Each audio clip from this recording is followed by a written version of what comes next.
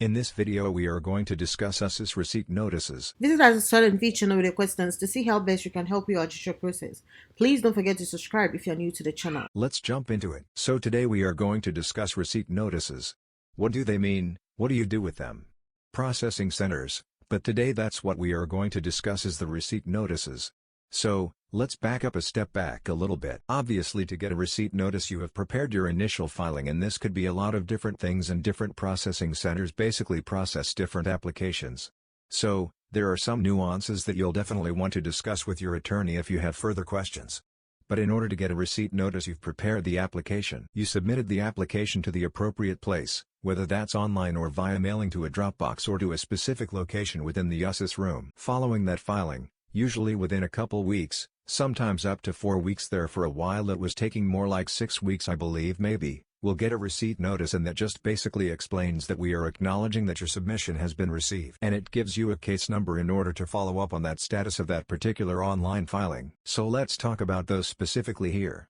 The first 3 letters, yes, does apply to the service center that is processing the application, and this is important.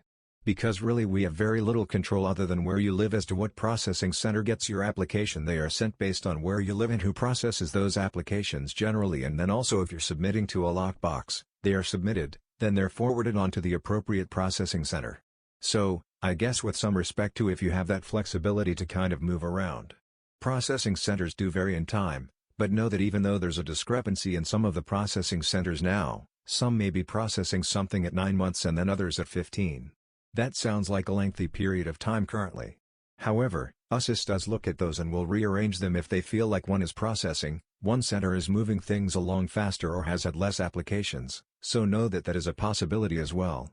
So things like the first 3 letters, the USC, that would be the Potomac, that one's probably not as readily available or intuitive.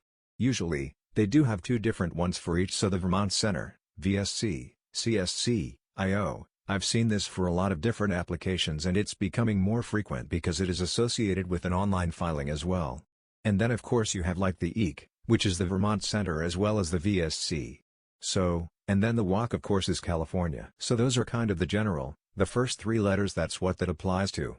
The second kind of 2 digits after that is going to be that fiscal year when it's processed, when it's received, the fee payment is taken. Obviously they don't accept filings without that filing fee. They will be reject if you've never had one of those happen. They'll send it back if that filing fee is not correct.